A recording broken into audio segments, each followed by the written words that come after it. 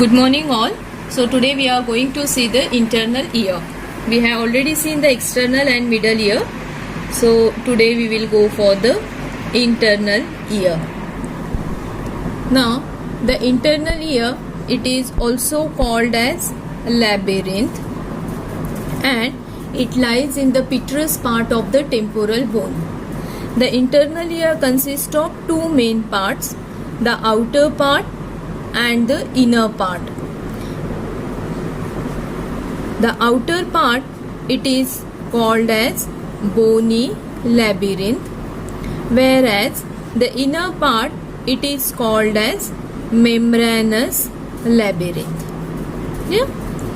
Now first coming to the bony labyrinth. The bony labyrinth, it is nothing but the intercommunicating bony cavities. It includes a series of intercommunicating bony cavities and it presents three parts from before backward. These are cochlea, vestibule and the three semicircular canals. Clear? So three parts are cochlea, vestibule and the three semicircular canals. So first we will go to all these three parts in a simple diagram. So if we see these parts, they are, so this is the cochlea, then posterior to it lies the vestibule, so this is the vestibule, and more posteriorly lies the semicircular canal. So there are three semicircular canal. So this is the ampulla. I will describe it later on. Now this is the anterior semicircular canal. Then this is the lateral semicircular canal and this is the posterior semicircular canal. Okay.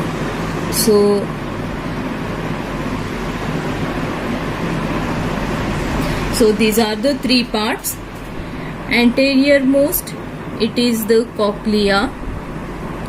Middle portion, it is called as vestibule, and posterior most are the three semicircular canals.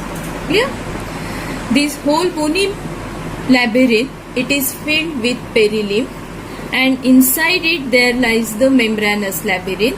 Total length, it is about 18 millimeter of the bony labyrinth.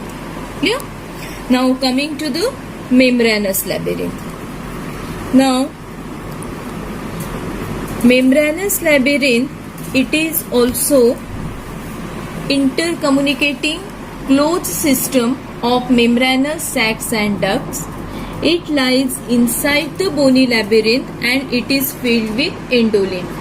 Bony labyrinth, it is filled with perilymph. Membranous labyrinth, it is filled with endolymph. Now membranous labyrinth, it also consists of three parts from before backward, that is the spiral duct of cochlea. It lies within the bony cochlea and it is the organ of hearing. Here the second part is saccule and utricle, which lies inside the vestibule and it is the organ of static balance. And the third part is the semicircular ducts, which lies inside the semicircular canal and it is the organ of kinetic balance. Clear? So this is the membranous labyrinth, which consists of three parts: spiral duct of cochlea, which lies inside the bony cochlea, saccule and utricle, which lies inside the vestibule, and semicircular ducts, which lies inside the semicircular canal. It is filled with endolymph. Clear? Now we will go to detail of all the three parts of bony labyrinth as well as three parts of membranous labyrinth. Before going to detail of the bony labyrinth, we will see the orientation of the internal ear in respect to the middle ear. Now this is the internal ear. Now lateral to it lies the middle ear. So here in the vestibule there is opening of the oval window. If you remember, when we have seen the middle ear cavity, we have seen this is the medial wall of middle ear and this is the fenestra vestibuli or the oval window, which is closed by means of footplate of the stapes. So, and it opens in the vestibule. We have seen at that time. So this is the oval window which is closed by means of footplate of the stapes. This is the stapes bone, and we know that it is connected with the incus. Yeah. So this is the incus. It is connected with the incus, and incus further it is connected with the malleus. Clear? So this is the chain of bony ossicles, and here there lies the tympanic membrane, and this is the external acoustic meatus. So, and here there lies the external ear. Yeah.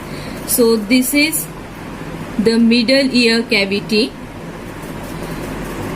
which gives opening to the auditory tube anteriorly. Is it clear?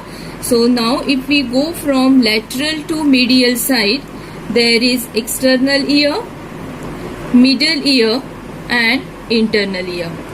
Now internal ear, if we go from anterior to posterior aspect, this is cochlea, vestibule and three semicircular canals.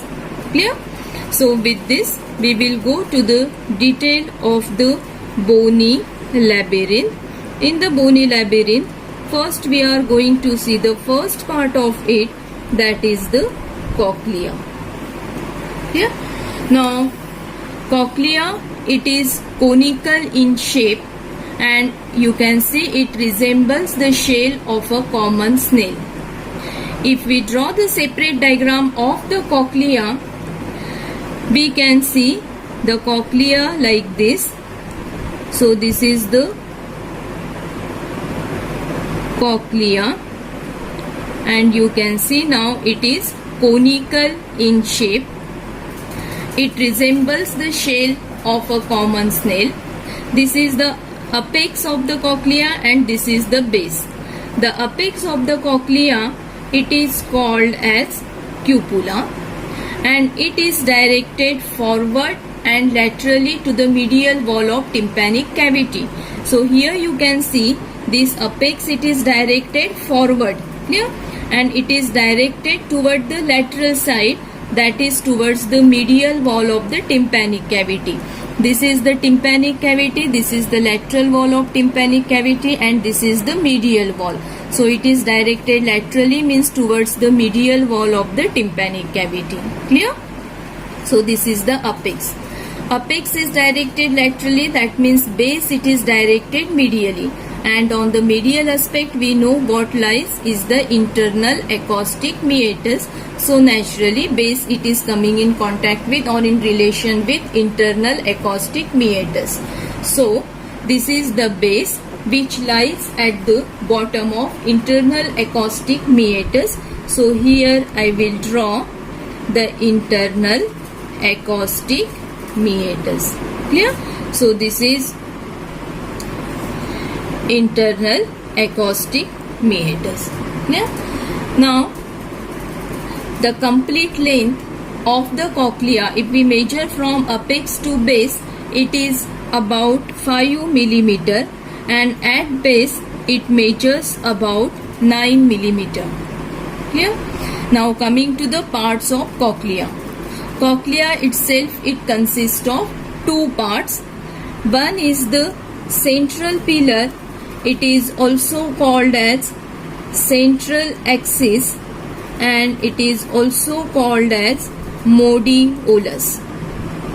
and another part it is the bony cochlear canal, which we are able to see over here. Now coming to the first part, that is the central pillar or the modiolus. Now this modiolus, it is nothing but the central axis and it is also conical in shape. Now as it is the central axis, we are not able to see it from the outside, and therefore I am going to draw it with the dotted line. So this is the central axis, which is also called as modiolus. It is conical in shape. As it is conical, it has apex and base. Its apex is directed towards the cupula and base it lies at the bottom of the internal acoustic meatus, and it presents foramina which are called as tractus spiralis foraminosus. These are called as tractus spiralis foraminosus, and through which passes the fibers of the cochlear nerve. Clear? So this is about the modiolus, which is nothing but the central axis. Now coming to the next part, that is the bony cochlear canal. Now what is bony cochlear canal? If we unwind, you can see now this is the canal which is spirally winded. If we unwind this bony cochlear canal, it is about 35 millimeter long and it is arranged spirally around the modiolus, forming the 2 and 3 by 4 turns. Clear? The canal increases in diameter from apex to base, and the basal turn it bulges into the tympanic cavity as the promontory. Here we can see this is the apex.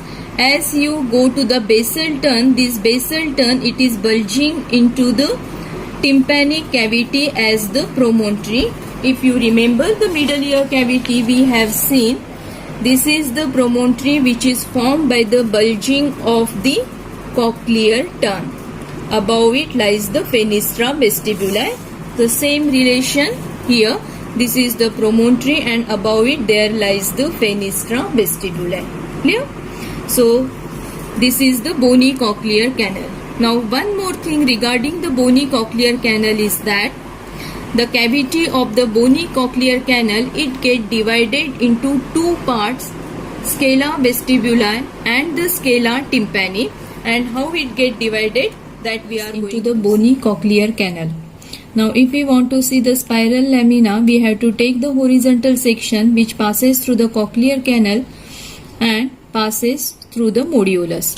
So after taking the horizontal section, what we are able to see is the central axis, that is the modiolus.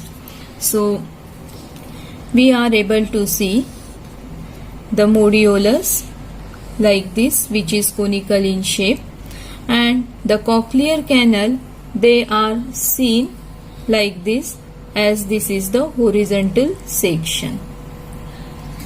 Now the osseous spiral lamina, it projects from the surface of the modiolus into the cochlear canal. You can see that one end is fixed on the surface of the modiolus and one end of the spiral lamina is free. The free edge of the lamina, it splits into the tympanic lip and the vestibular lip. Clear? So two lips, that is the tympanic lip and the vestibular lip. From the tympanic lip extend a membrane that is called as basilar membrane, and it goes to the outer wall of the cochlear canal. Clear?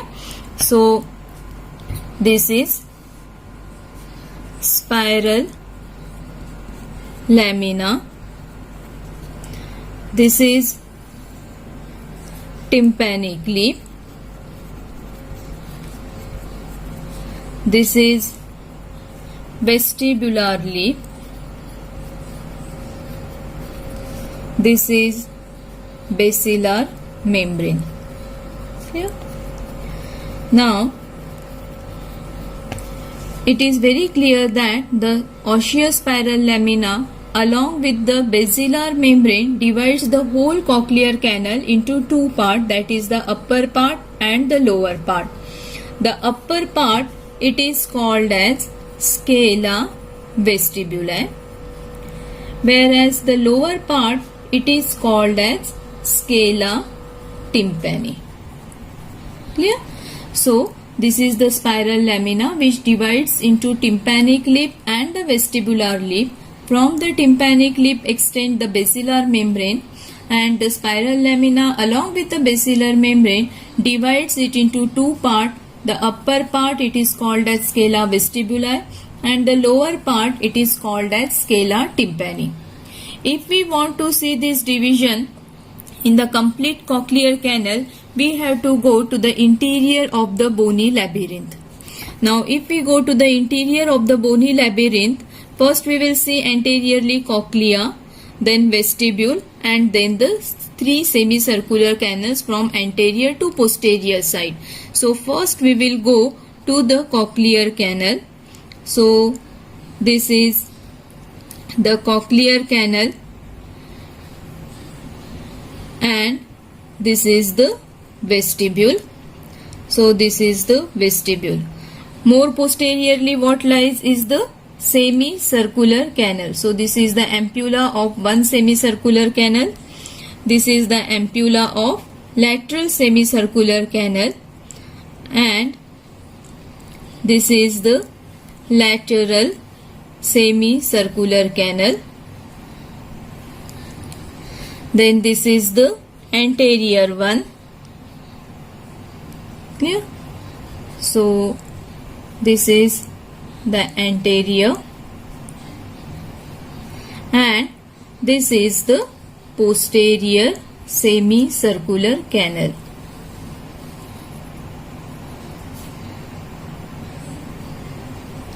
And this is the vestibule. Clear? Now coming back to the cochlea and its division. So we have said that spiral lamina, it divides it into two parts. So I am drawing the spiral lamina with the red color. So it extends into the bony cochlear canal and divides it into two parts.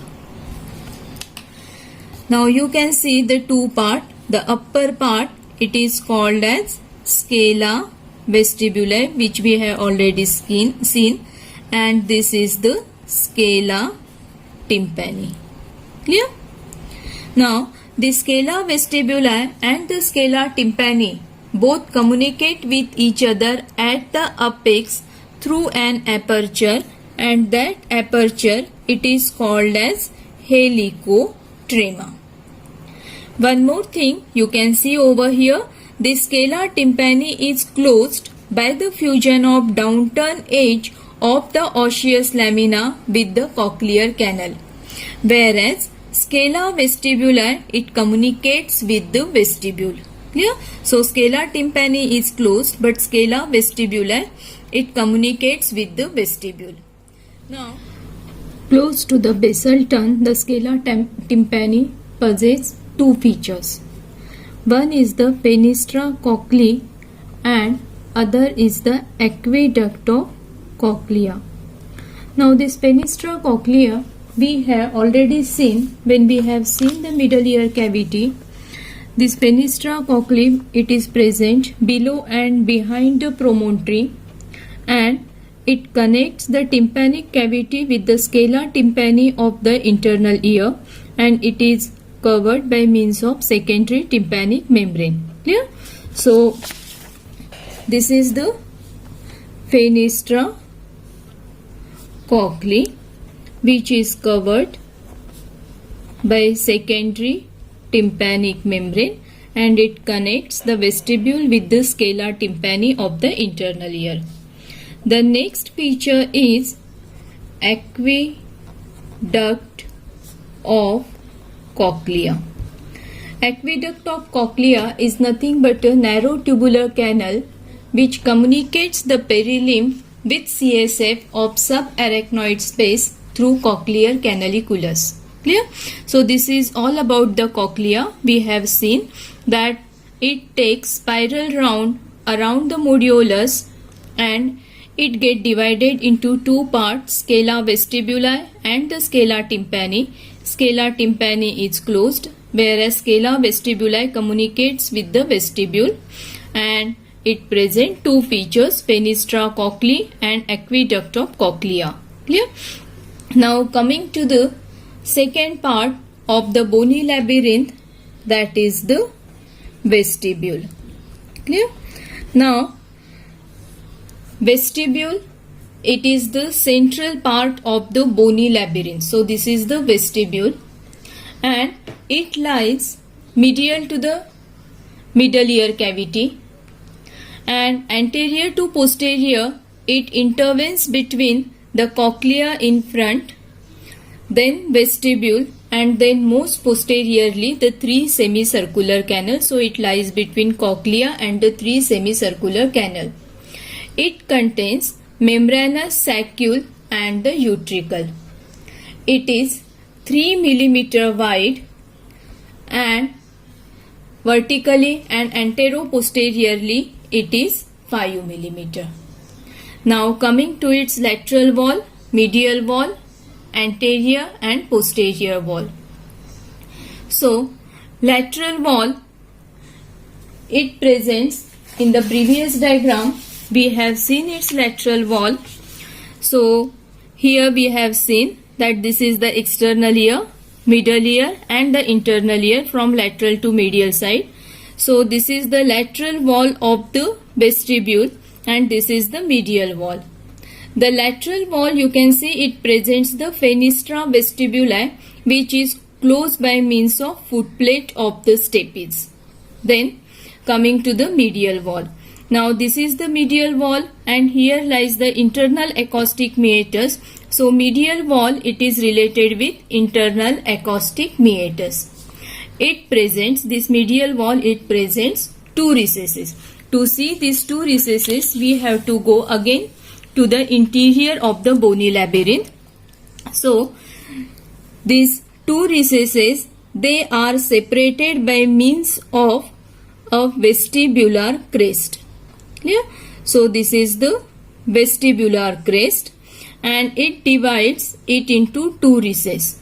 So there lies the spherical recess which lies anteriorly and it is meant for the saccule, whereas posteriorly there lies the elliptical recess and it is meant for utricle. Clear? So this is vestibular crest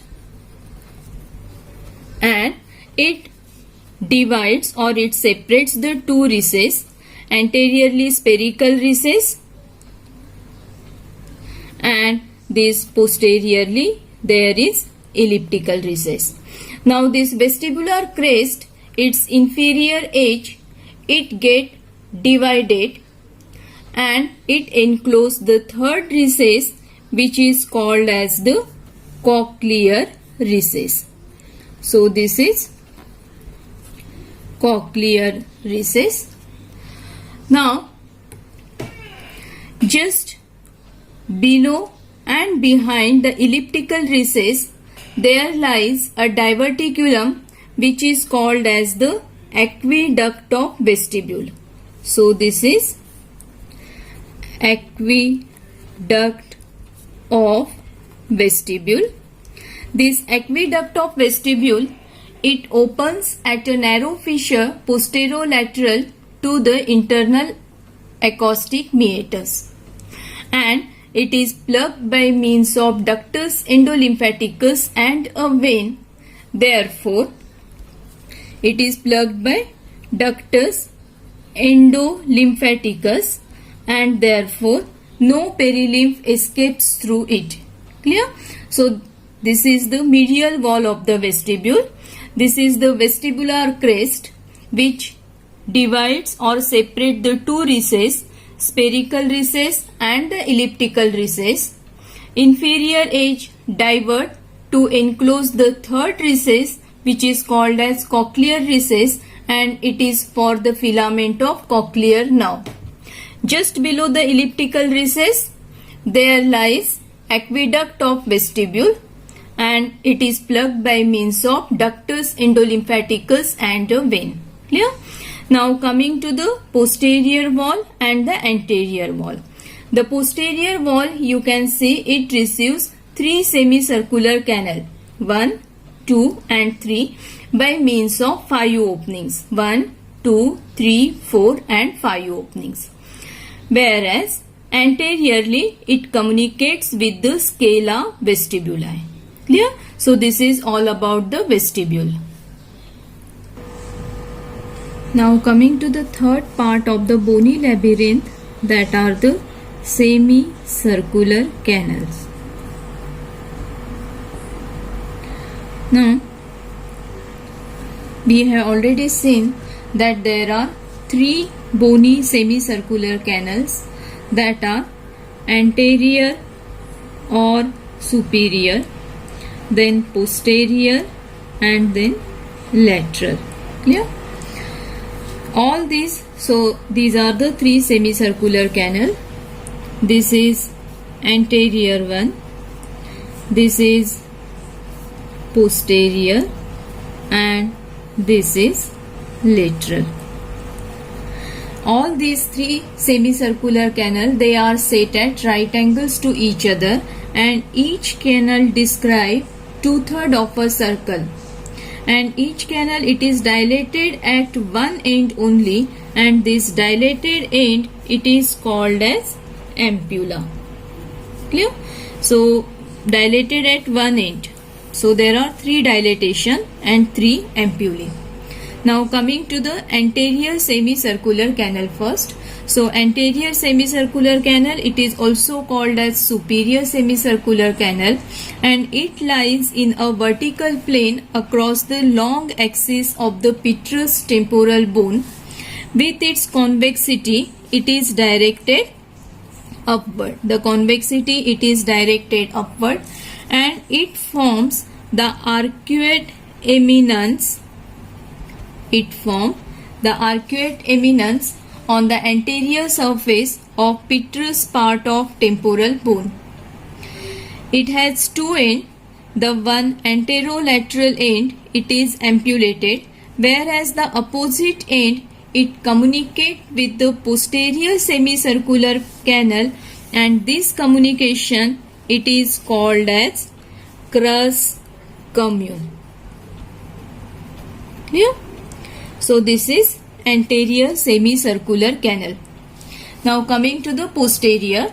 So posterior, you can see it also lies in the vertical plane, but in long axis of the petrous temporal bone, and its convexity, you can see it is directed backward.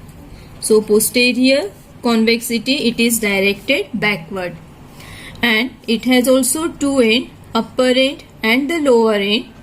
The lower end, it is ampulated, whereas the upper end, it forms the crus commune. Now coming to the third, that is the lateral semicircular canal. This lateral semicircular canal, it lies at 30 degree with the horizontal plane, and with its convexity, it is directed posterolaterally. It has 2 ends. The anterior end, it is ampulated, and one thing about the lateral semicircular canal, as it lies at 30 degree with the horizontal plane, if we flex our head by means of 30 degree, the canal becomes horizontal. Clear? So these are the 3 semicircular canal, anterior or superior. One end, that is anterolateral end, is ampulated, and other forms the crus commune. Its convexity, it is directed upwards and forms the arcuate eminence. Another is the posterior semicircular canal. Its convexity, it is directed backward. It has 2 ends, upper end and the lower end. lower end is ampullated, whereas upper end it forms the crus commune. Then third is the lateral. It lies at 30 degree with the horizontal plane. Its convexity it is directed posterolaterally, and anterior end is ampullated. If we flex our head by means of 30 degree, this canal become horizontal. Clear? So this is all about the three parts of the bony labyrinth. Let us go for membranous labyrinth. We have finished the bony labyrinth, and now we will go to see the membranous labyrinth. Now membranous labyrinth, it is also consist of a closed system, and it is the closed system of intercommunicating membranous sacs and ducts. Clear? So what is it? It is nothing but a closed system of intercommunicating membranous sacs and duct, and it lies within the bony labyrinth, and it is filled with endolymph. Then, as we have already seen, it also consists of three parts. The three parts are cochlear duct, which lies within the bony cochlea. Then second part is the saccule and utricle, which lies within the vestibule, and third is the three semicircular ducts, which lies within the corresponding semicircular bony canal. Clear? So these are the three parts. The membranous labyrinth, it possesses two separate functional components. So if we go for the functional component, there are two functional component of the membranous labyrinth. One component is formed by the cochlear duct and other by these two structures.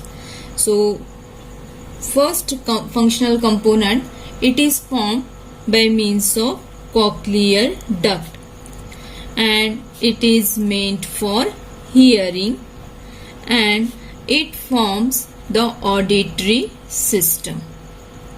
This is the first functional component.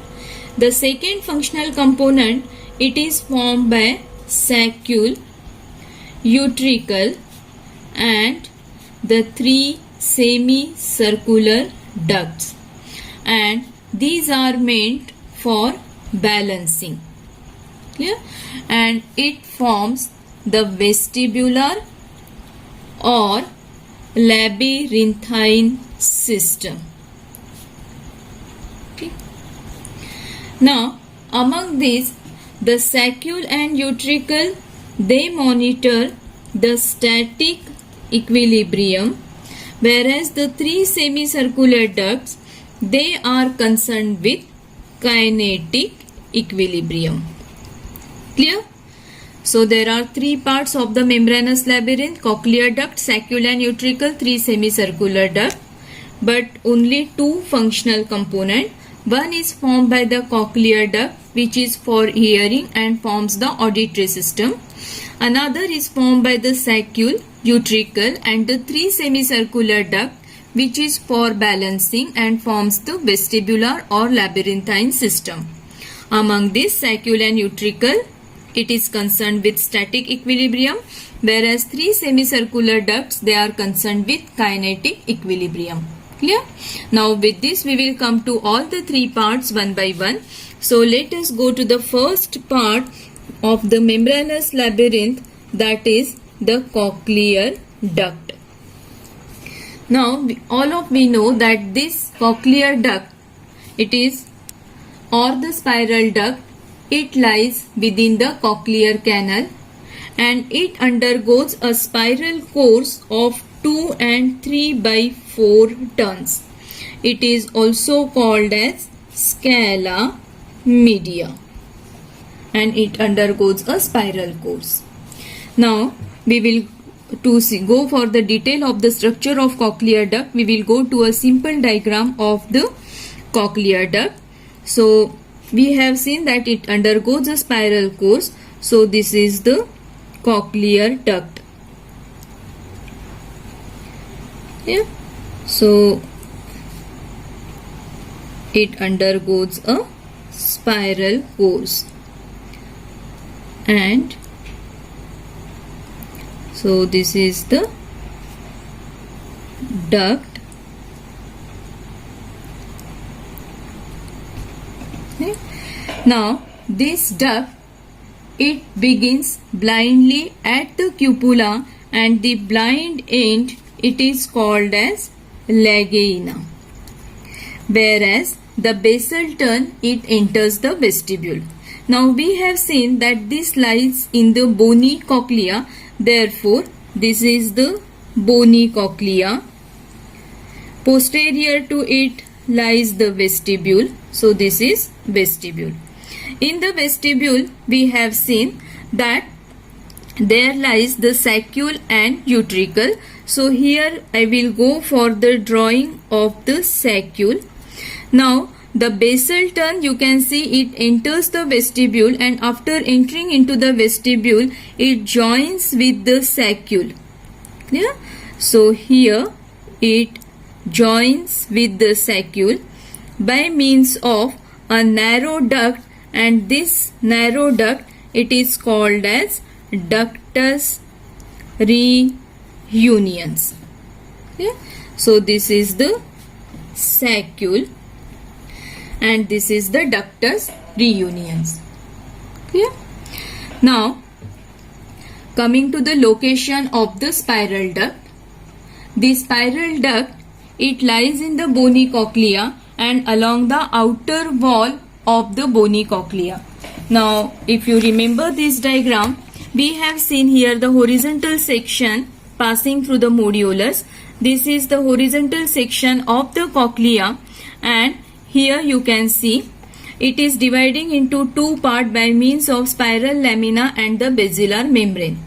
Now the spiral duct, it lies along the outer wall of the bony cochlea. To go for the detailed structure, we will go to the larger view of the same bony cochlea. Yeah?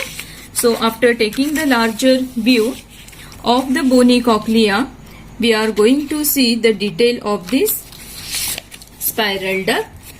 So this is the larger view. We know that there lies the spiral lamina and the basilar membrane, and here there is the vestibular lip. Clear? Now the spiral duct, it lies along the outer wall of bony cochlea, and it is triangular in cross section. As it is triangular, it has three walls. So first of all, the floor, it is formed by means of basilar membrane. So this is the basilar membrane which is forming the floor. Then roof is formed by the vestibular or Reissner's membrane. So this is the roof which is formed by vestibular membrane. It is also called as Reissner's membrane. And the outer wall, it is formed by the bony wall of cochlea. Is it clear? So this is the spiral duct which is triangular in cross section. Floor is formed by the basilar membrane. Roof is formed by the vestibular membrane, and the outer wall, it is formed by bony wall of cochlea. Now coming to one important structure, that is the spiral organ of Corti. Yeah? Now we have seen that this is the spiral duct and floor is formed by the basilar membrane. Now this basilar membrane, it supports the spiral organ of Corti. The spiral organ of Corti, it consists of four structures. First is the inner and outer hair cells. It also consists of supporting cells. Then there lies the membrana tectoria, and finally it also consists of tunnel of Corti, which is bordered by outer and inner rod cells or rods of Corti. Clear? Now, the spiral of organ of Corti, it lies on the basilar membrane. So we will go to all the component one by one. So first coming to the inner hair cells.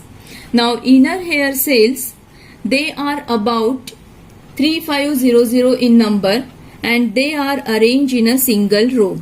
They lies on the inner side and therefore they are called as inner hair cells. So these are the inner hair cells. And clear? So inner hair cell, and they are about 3500 in number and they are arranged in the single row.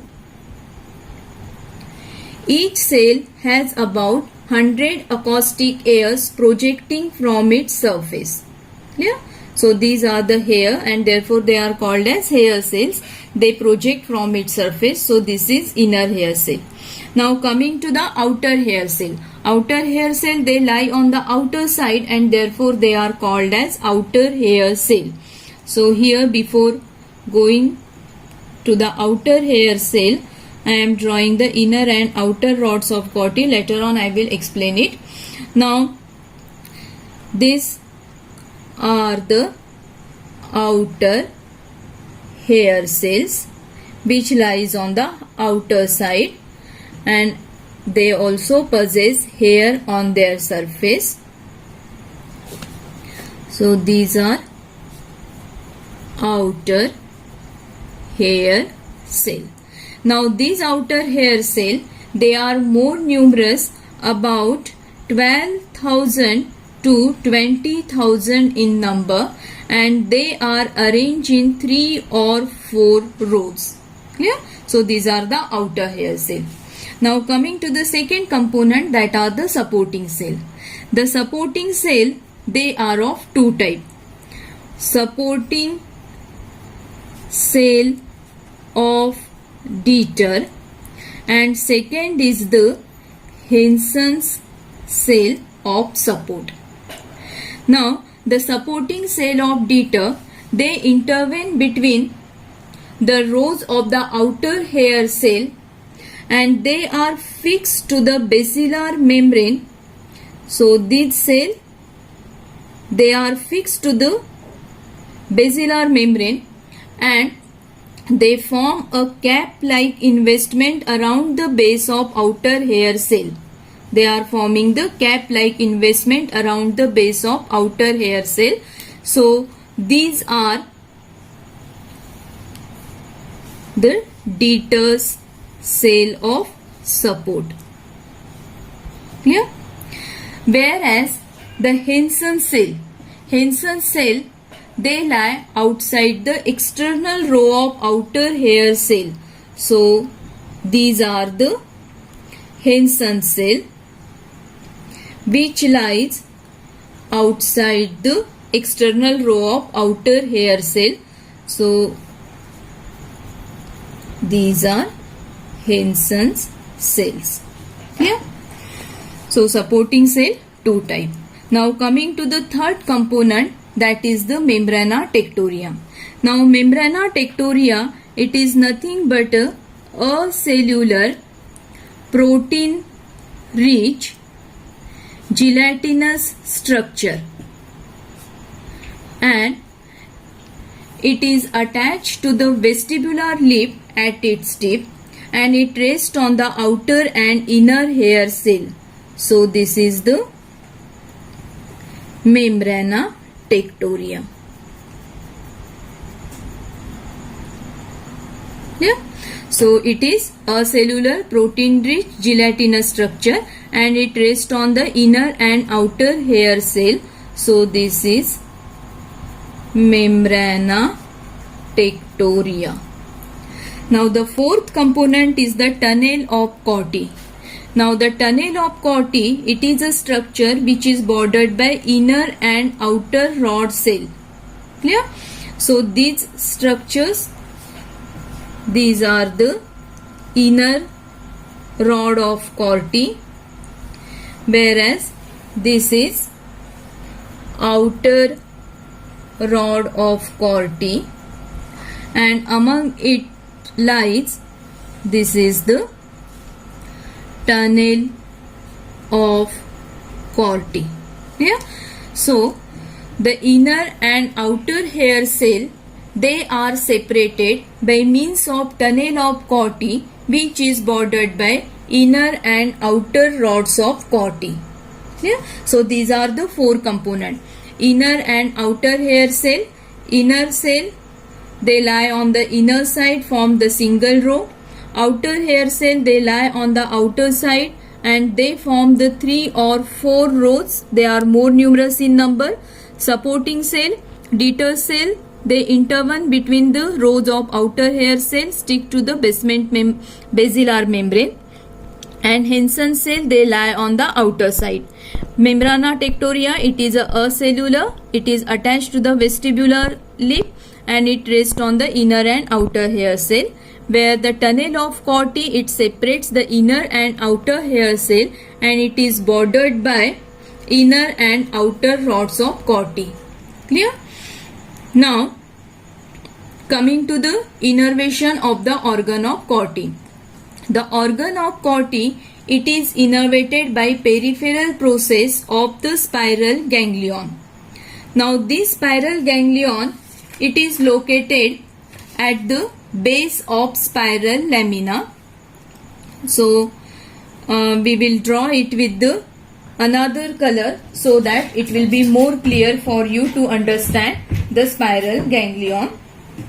Now this spiral ganglion, it is located at the base of spiral lamina and its peripheral process, it goes to the organ of Corti.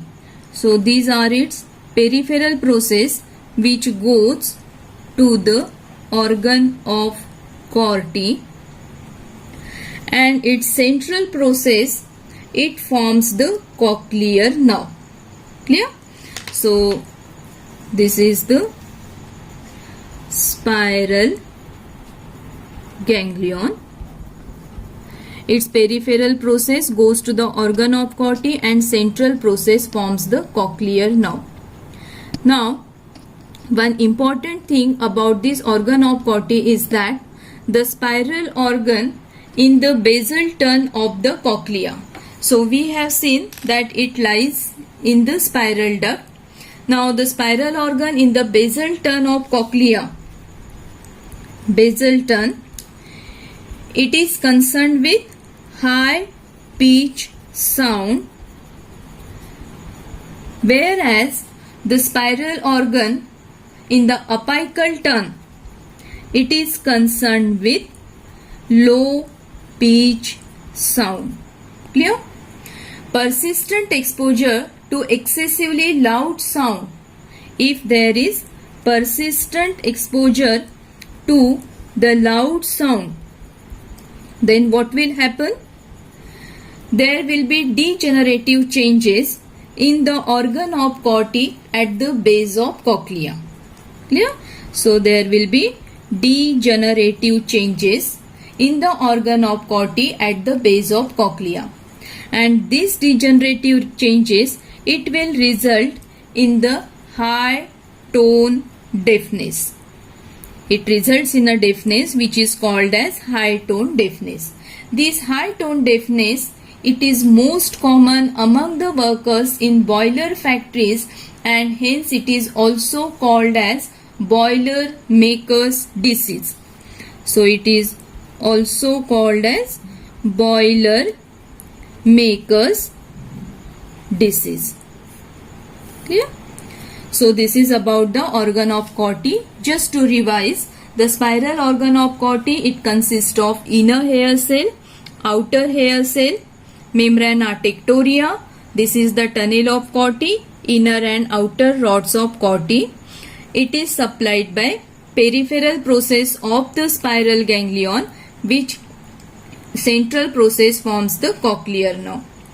And this organ of Corti, at the basal turn it is concerned with high pitch sound, whereas at the apical turn it is concerned with low pitch sound. But persistent exposure to the loud sound causes the degenerative changes which results in high tone deafness, which is also called as Boilermaker's disease. Now coming to the next part of the membranous labyrinth, that is the saccule and utricle. So let us go for saccule and utricle. Now saccule and utricle both lie in the vestibule. First we will go to the saccule.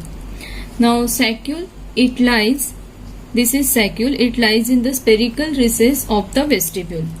When we have seen the vestibule, we have seen the vestibule get divided by means of vestibular crest into two parts, that is the spherical recess and this is the elliptical recess. Spherical recess in front or anteriorly it is for saccule, and elliptical recess posteriorly it is for utricle. Yeah?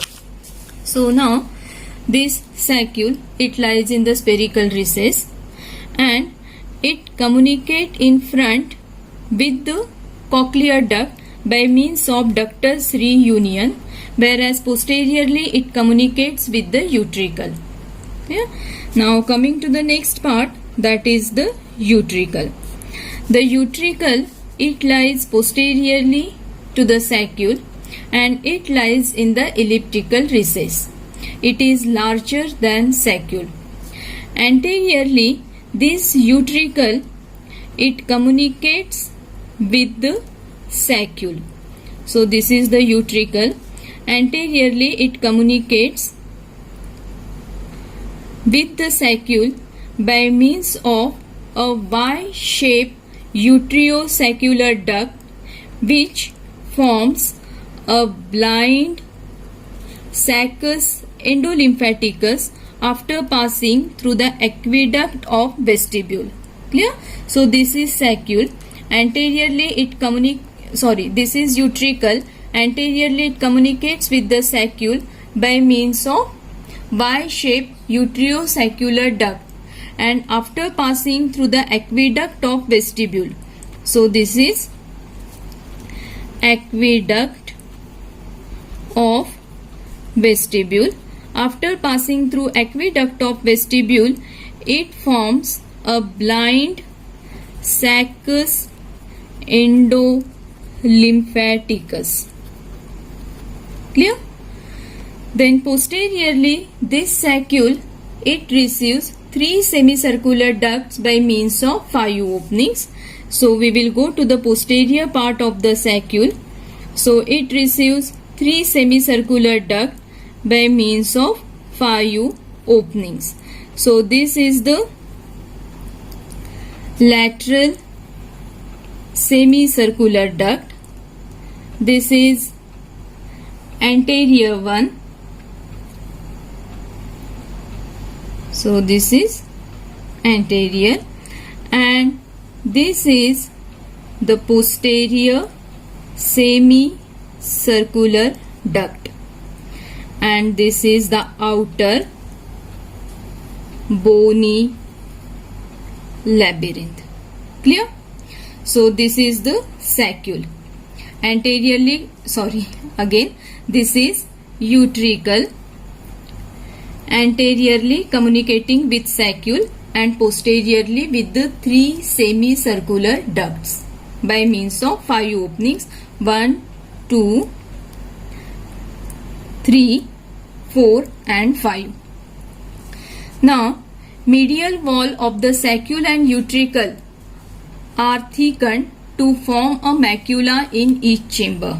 So if we go for the medial wall, there is a thickening in the saccule as well as in the utricle, and this thickening, it is called as macula. So this is the macula in the saccule and this is the macula in the utricle. Now this macula, it contain the hair cell.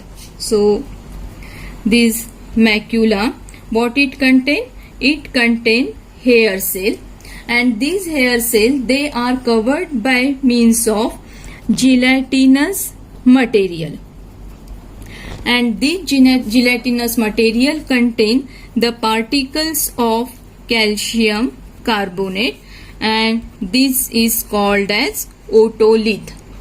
Now when the head is tilted, displacement of this otolith bends the hair cell, and they give information regarding the position of head with respect to the body.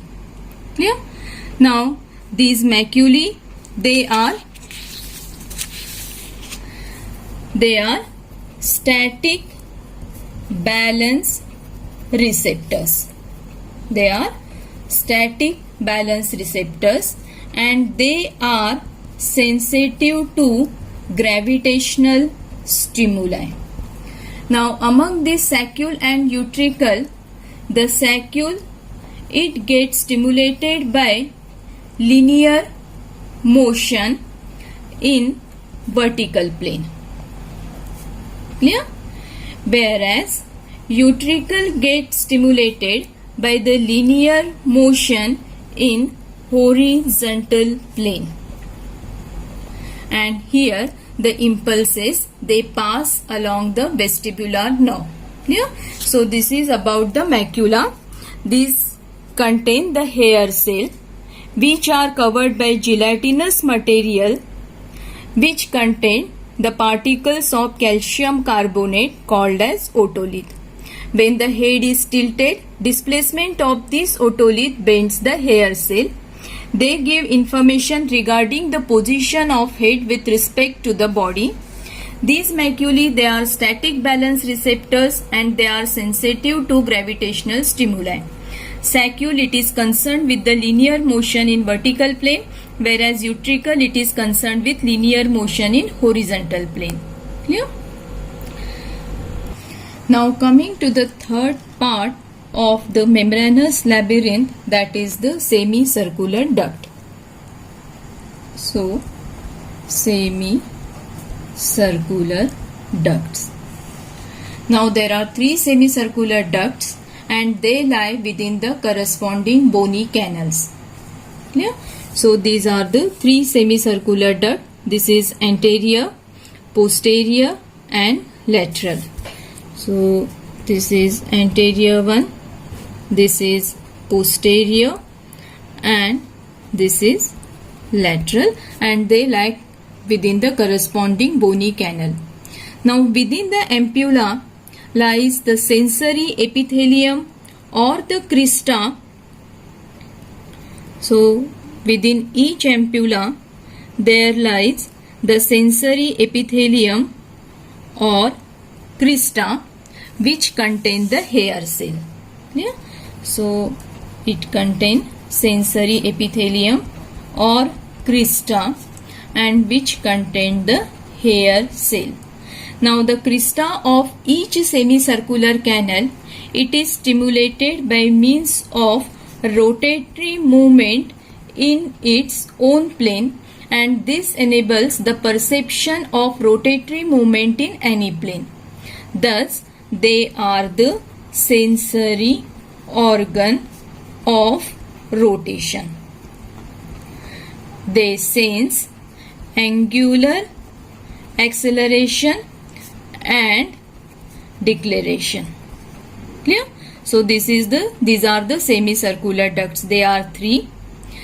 Each ampulla contains the sensory epithelium or the crista, which contain the hair cell, and they are the sensory organ of rotation. Clear? Now coming to the blood supply of labyrinth.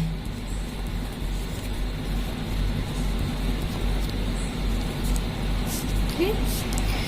Now the inner ear, it is supplied by four set of arteries, that is the anterior tympanic branch of maxillary artery, which is further the branch of external carotid artery. Then secondly, it is supplied by stylomastoid branch, which is a branch of posterior auricular artery, which is again a branch of external carotid artery. Third, it is supplied by petrosal branch of middle meningeal artery, which is a branch of maxillary artery, which is again a branch of external carotid artery.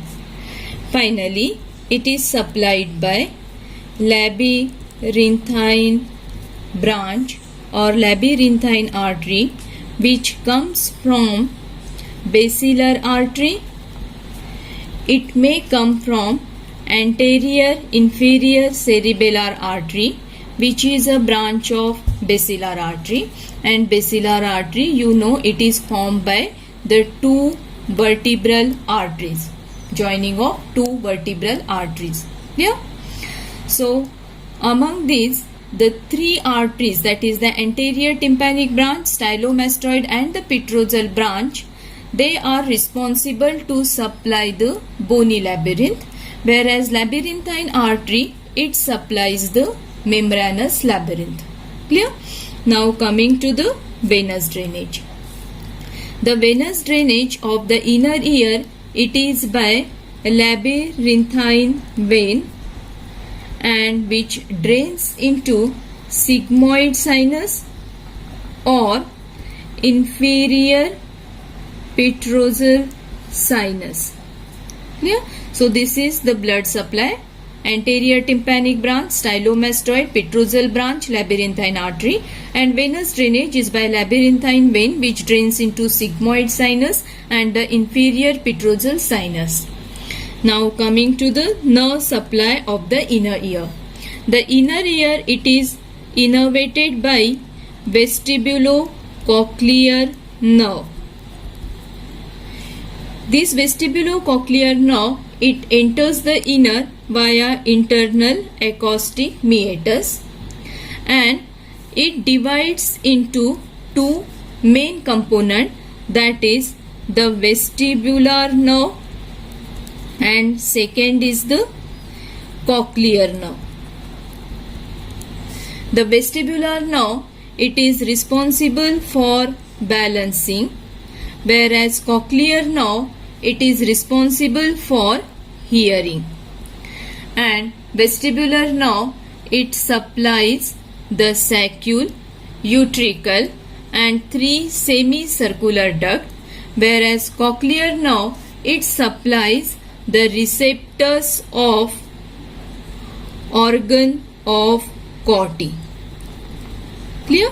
So this is the nerve supply. It is basically by vestibulocochlear nerve. It divides into two, that is the vestibular nerve and the cochlear nerve. Vestibular nerve, it is for balancing, whereas cochlear nerve, it is for hearing. It is supplying the saccule, utricle and three semicircular duct, whereas cochlear nerve, it supplies the receptors of organ of Corti. Now coming to functions of the ear. Now there are two important functions of the ear, that are hearing and balancing. Yeah? Now hearing, it starts with the outer ear. Now we have seen this diagram already, that this is the external ear, middle ear and the internal ear. Now here the hearing starts. The auricle, which is present over here, it collects and concentrates the sound waves and direct them into external auditory canal. Clear? So the sound waves, they are collected by auricle and they are directed into the external auditory canal. The sound waves then travel through the external auditory canal and they strike the eardrum or the tympanic membrane. So this is eardrum or the tympanic membrane. So the sound waves, after traveling through external auditory canal, they strike the tympanic membrane. Because of this, the eardrum or the tympanic membrane, it get vibrated. Then these vibrations, they are passed through these three tiny bone. These are called as ossicles. So these vibrations, they passed through the ear ossicles. These ossicles, what they do? They amplify the sound. The sound is amplified by the ossicles, and then the sound waves, they are sent to the inner ear. So through these ossicles, the sound waves, they are sent to the inner ear and into the fluid filled area, that is the cochlea. Clear? So the sound waves through the ossicles, they are sent to the inner ear. Now once the sound waves reach the inner ear, they are converted into electrical impulses. So sound waves, they are converted into electrical impulses. Clear? Now these electrical impulses, they are sent by means of auditory nerve to the brain, and brain then translate these electrical impulses into the sound, and it is interpreted as sound. Clear? So this is the hearing. The sound waves, they are collected by auricle and transferred to the external auditory canal. They travel through external auditory canal, strike to the tympanic membrane, which get vibrated. Vibration, they pass through the ossicles to the inner ear. As they reach the inner ear, the sound waves are converted into electrical impulses, which are sent by means of auditory nerve to the brain, and brain, they translate these electrical impulses into the sound. Clear? Now second function, it is the balancing, and we know that balancing is carried out very nicely by the saccule, utricle and three semicircular duct. We also already seen that saccule and utricle, they are responsible for static equilibrium, whereas the three semicircular duct, they are responsible for kinetic equilibrium. Clear? So these are the functions of ear. Now coming to the last heading, that is the applied anatomy of internal ear or the clinical anatomy. Now the first point we are going to see in this is the tinnitus. Now what is tinnitus? Tinnitus is nothing but the ringing or roaring noises in the ear. These are frequent sign of peripheral cochlear disease, and it may be followed by deafness. Clear? So this is the tinnitus. It is just the ringing or roaring continuous noises in the ear, and it may lead finally to the deafness. Now second we are going to see very important, that is the vertigo. Vertigo is nothing but the feeling of giddiness. Clear? It is just the feeling of giddiness, and it involves subjective sense of rotation either of the surrounding or of the person, and it is a cardinal sign of labyrinthine disorder. Clear? Vertigo may also occur in the normal person due to excessive stimulation of the semicircular duct. If they get excessive stimulated, then vertigo may also occur in the normal person, and it is associated with nystagmus. Clear? So this is the vertigo. Then the third point we are going to see, very common, it is the motion sickness. Now motion sickness is the condition which is characterized by vertigo, headache, nausea and vomiting. Clear? So vertigo, headache, nausea and vomiting, and it is primarily due to excessive stimulation of saccule and the utricle. Now the interesting thing in the motion sickness is that the deaf mute person, they lack labyrinthine receptor and therefore they do not experience the motion sickness. Similarly, infants also do not experience the motion sickness. That means there is no motion sickness in the infant because the labyrinth is not functioning during first year of life. Is it clear? So this is the motion sickness. Then fourth point is the Meniere's disease. Clear? So this is Meniere's disease.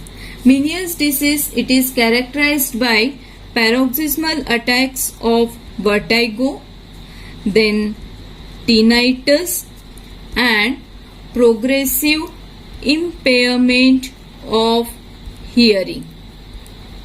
Clear? So this is the Meniere's disease. It is generally attributed to disturbed fluid balance.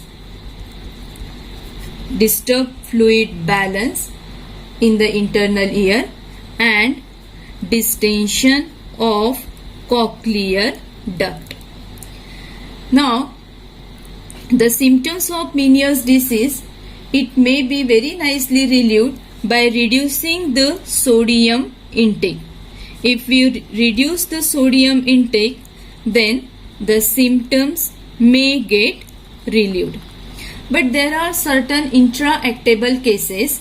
In such cases, intractable cases, the case may be treated by means of surgical intervention. In that case, we require the surgical intervention. Is it clear? So this is the Meniere's disease. Now the fifth point which we are going to see, we have already discussed that is the high tone deafness. We have already seen this when we have seen the organ of Corti. It is also called as Boiler's Maker's disease, and we have seen that it occurs by persistent exposure to loud sound. Yeah? Then finally we will come to a test that is called as caloric test. Now the caloric test, it is a test of the vestibulo-ocular reflex. Yeah? It is a test of vestibulo-ocular reflex, and what is done it involves the irrigating cold or warm water or air into the external auditory canal. Now what is done? Ice cold or warm water or air is irrigated into the external auditory canal by a syringe. The temperature difference is created between the body and the injected water, and because of this difference it creates a convective current. A convective current is created in the endolymph of nearby lateral semicircular canal. Hot and cold water produce currents in opposite direction, and therefore it produces horizontal nystagmus in the opposite direction. Clear? Now, so what occurs in the caloric test? When we inject or when we syringe it by the ice cold or warm water, what is the reaction? Horizontal nystagmus. If the reaction is absent, that means absent of reaction, what it suggests? It suggests the vestibular weakness of the horizontal semicircular canal of the side that is stimulated. Yeah? So this is the caloric test which is done basically for the vestibulo-ocular reflex. Clear? So these are the points in applied anatomy. So what we have seen: tinnitus, then the vertigo, which is the feeling of giddiness, motion sickness, and it is not experienced by deaf, mute, and the infant. Meniere's disease, which can be relieved by the by decreasing the sodium intake, and in some cases we require the surgical intervention. Then high tone deafness we have already seen, and this is the caloric test. Thus we have covered all the points in internal ear, bony labyrinth as well as the membranous labyrinth. So we have covered whole internal ear. Thank you.